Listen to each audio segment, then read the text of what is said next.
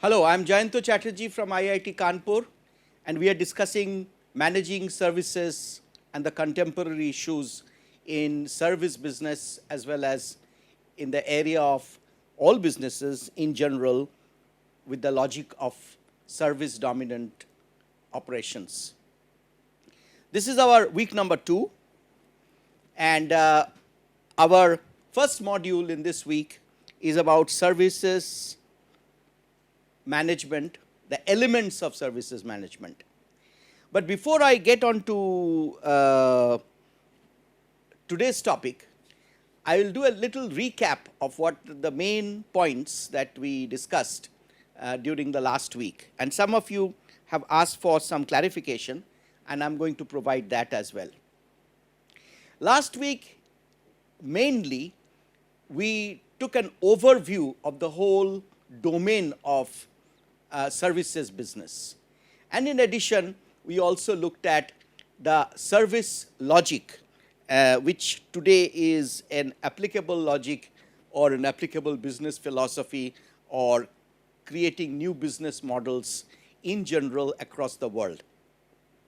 But to understand that what are services, we shifted from the kind of original or classical definition of service, where service was considered somewhat of an inferior class of goods which were transient in nature or perishable, to the modern paradigm where we look at service as a preferred way of doing business, focusing on solutions rather than transfer of ownership of goods. And this non-transfer of ownership oriented approach to define services produce 5 broad categories within this framework. And any 2 or more of those can be combined to create different kinds of services. This is a very versatile framework with these 5 blocks, and you can see that how we can conceive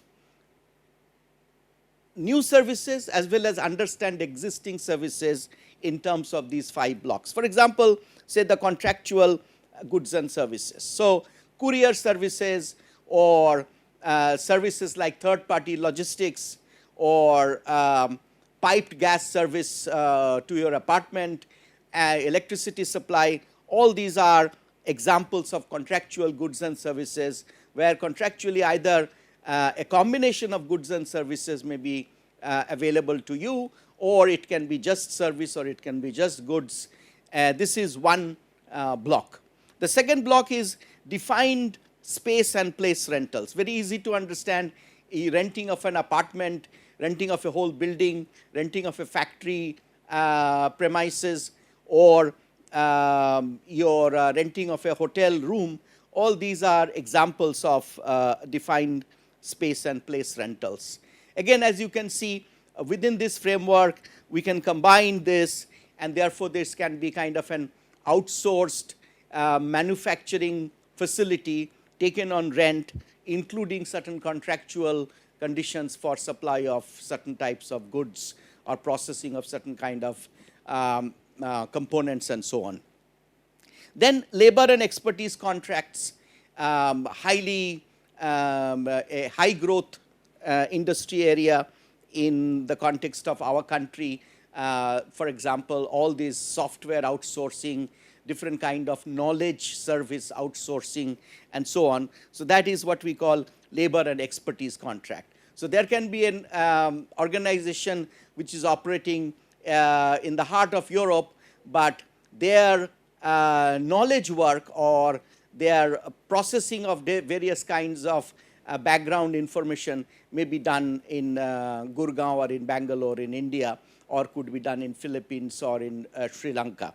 So these are labor and expertise contracts, and these can be physically provided by people going elsewhere through people, or it could be combined with this block, which is access to and usage of systems and networks. So therefore, this is like our mobile phone service or internet service, and if you combine this block and this block, you can create a new class of service which is remote delivery of knowledge work, or remote delivery of software as service, or remote delivery of internet based, cloud based data processing, data warehousing, data analytics services. So these are different kinds of new services which can be understood in terms of these 5 blocks, or these 5 blocks can help us to generate new service business ideas and models. And access to shared physical environment, this is like membership of a swimming club or gym or spa, or various kinds of healthcare facilities can be understood in this.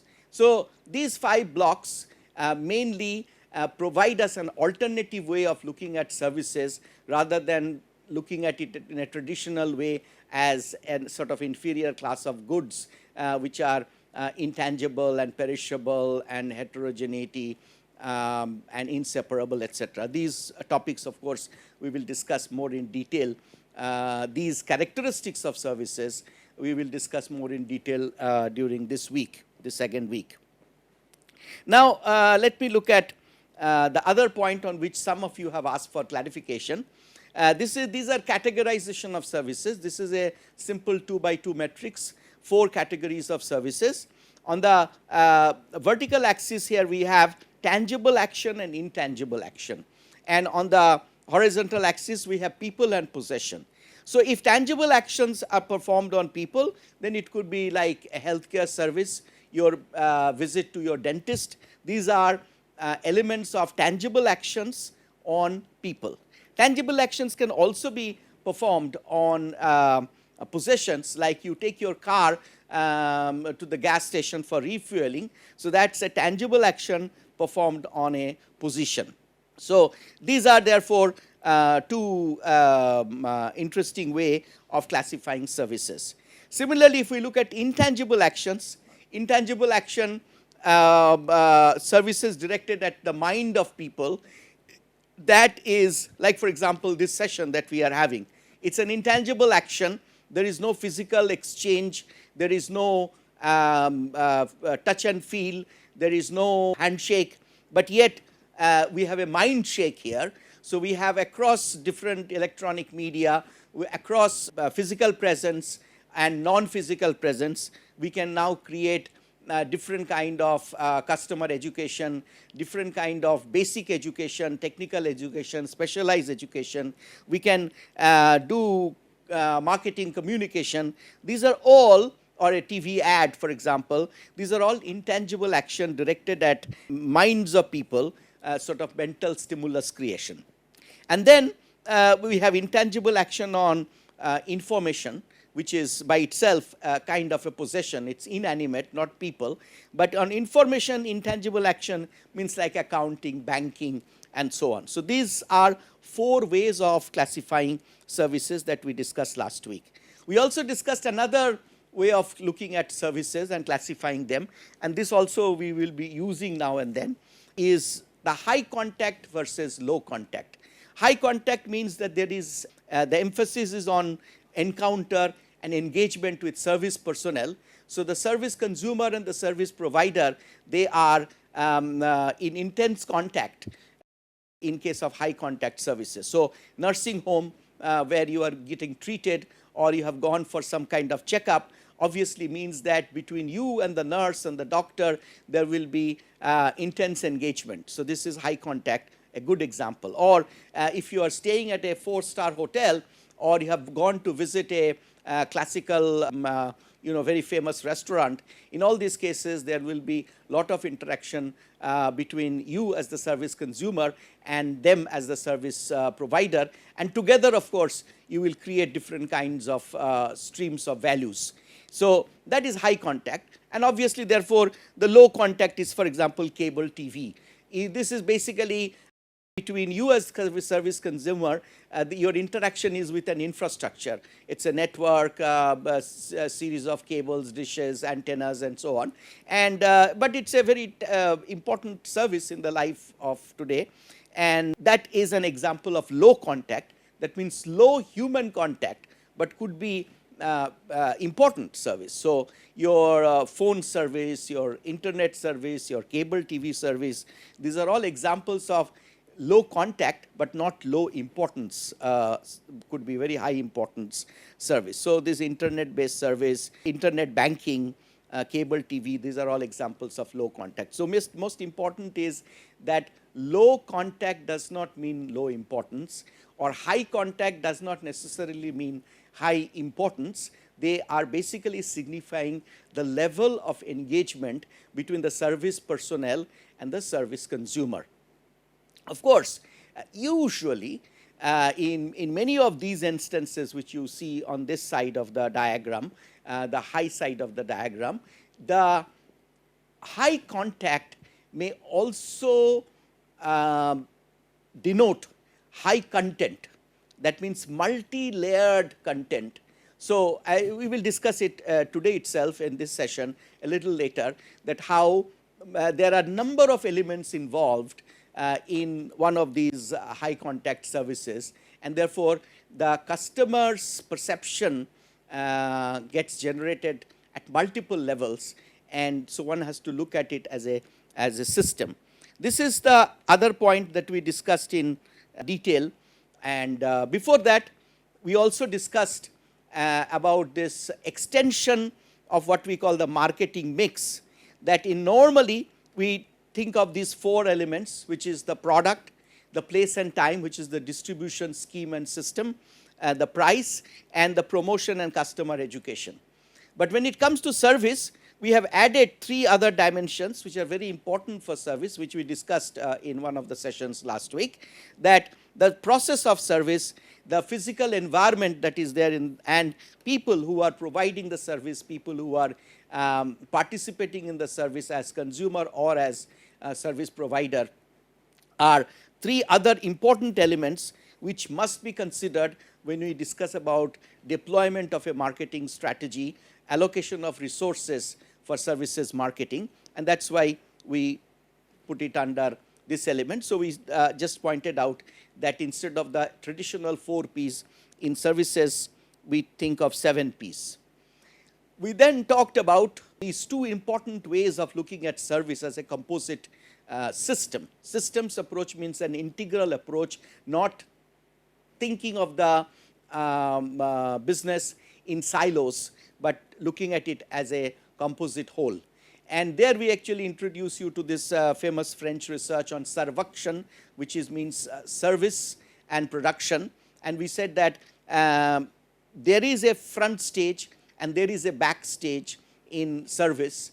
But to be successful, like in a restaurant, the front may be the servers, the stewards, the ushers, but that front will not be successful unless it is well supported by the back, which is the kitchen or the accounting and so on. In case of service, we also pointed out that this diagram, I think, will explain in more detail this whole servaction system. This is actually a hotel service, we also call it service blueprint. That means it, in a way, it exhibits all the elements that go into the service. And it also, as you can see here, that this line of interaction is provided.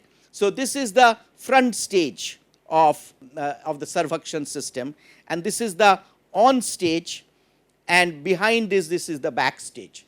So when you are interacting with the people, when you arrive at the hotel, or you give your bags to the bell person, or there is a checking in process, or you go to your room with a hotel personnel and you receive your bags.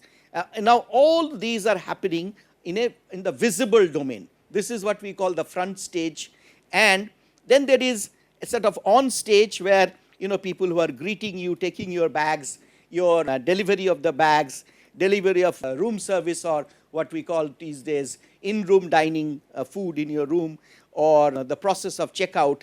This is all part of the on stage. So there is a front stage, on stage, and then there is a back stage where preparation of the food, or your registration in the computer system, or your billing when you are checking out, all of these are happening. So in a way, what is important to understand here is, at a macro level, services must be conceived and must be executed must be designed as a total system and not ever in terms of just how the rooms will be arranged or how food will be delivered. It has to be all together thought of composite whole, because the customer perception, though multi-layered, though each element is important, but what ultimately matters in his or her mind, in the mind of the customer, is the total experience that is generated by service. This total experience point is very important. As a result, we also look at the metaphor of theater in case of service, this theater metaphor, and therefore we actually say that to deliver a certain consistent level of service, it is important that the service personnel understand their roles and the boundaries of their roles and where the roles will actually overlap and the boundary spanning nature of their roles.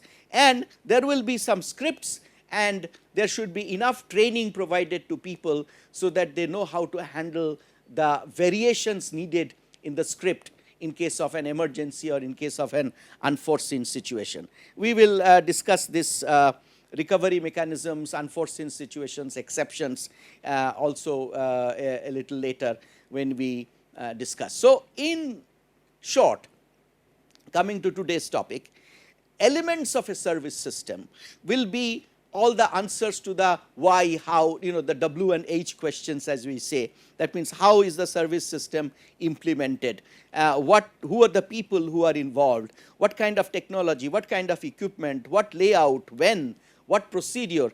These are the W and H questions which has to be asked to understand that what are the elements of services. A list is provided in the next slide here. For example, for a competitive service design, the elements are like availability of the service. So nowadays, you hear this more often as 24/7. There was a time when service, when provided from 7 a.m. to 11 p.m. was considered exceptional.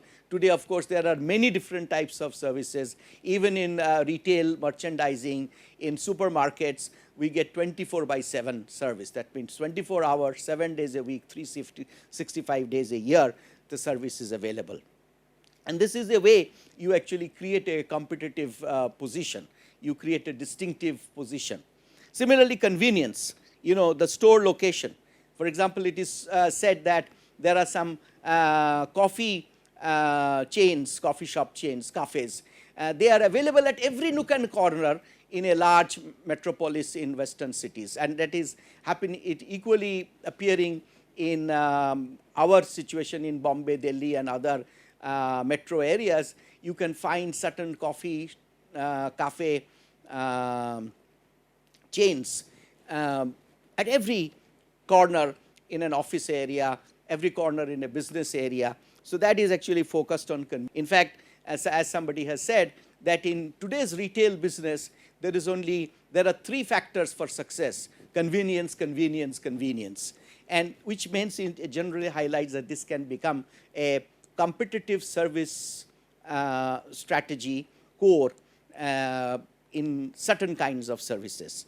Then in some other kinds of services, dependability can be the competitive element, key competitive element, like for example, on-time flight in case of airline service. Customization, that means you give a banking experience which is very personalized, privileged banking, personal banking, or what they call premier banking experience. Or if you are actually on the web, then even a customer who may not be a high net worth customer, but even that customer can be given a very personalized experience with the power of technology at a very economic cost. So customization also is becoming a very important aspect.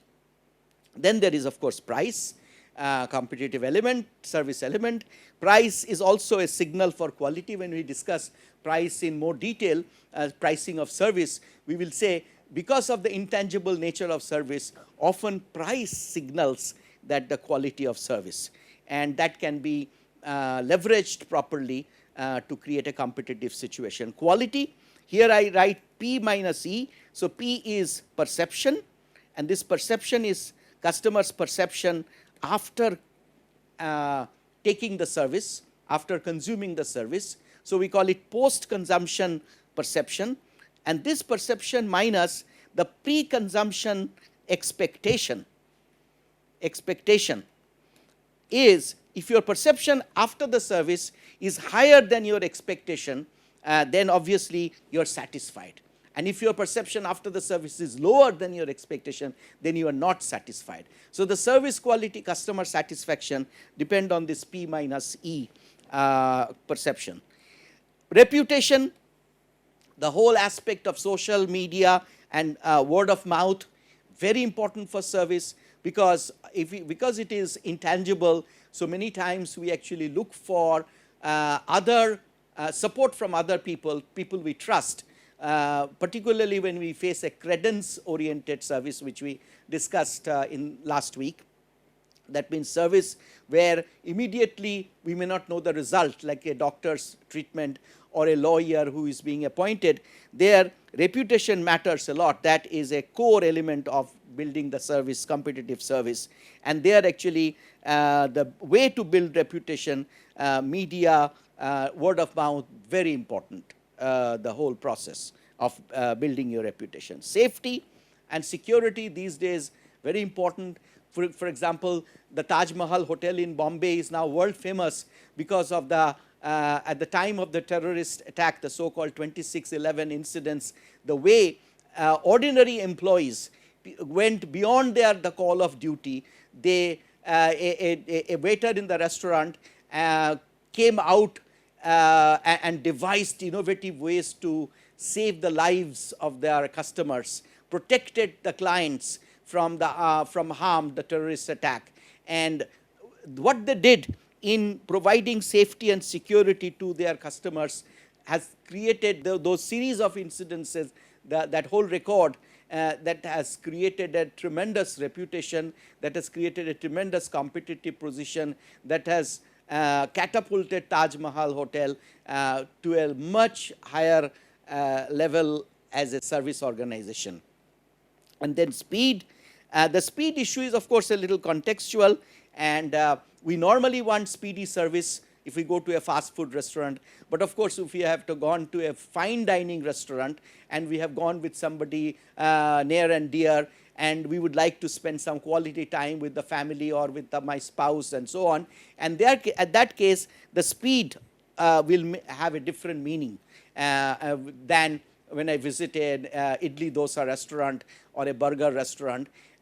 So all these elements therefore have different aspects, and as we go along the course, we will discuss that when we deploy these competitive service elements, what are the ways we combine them, what are the different contextual variations that may come about.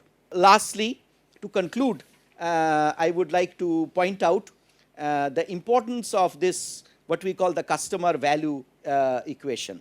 The customer value equation is that if we divide it in two blocks, that on the top we have customer perception after service consumption and the service delivery process.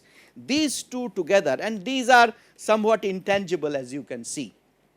Therefore, they will have to be properly managed, so that even though they are intangible, you have some predictable way of generating a higher level here, because we want that the customer perception after service and the service delivery process together must be conceived, must be perceived, must be evaluated as something better than the price the customer has paid and the different non-monetary other costs of acquiring the service. So your parking ease, your ease of reaching the particular restaurant, and the price that the customer has paid after the meal, all that must be less than the customer perception of the food, the ambiance, the music, the behavior of people, everything, and the service delivery process. So if this is higher than this, then we know that we have succeeded in creating a competitive service strategy and competitive service business as a deployment of that strategy. Thank you.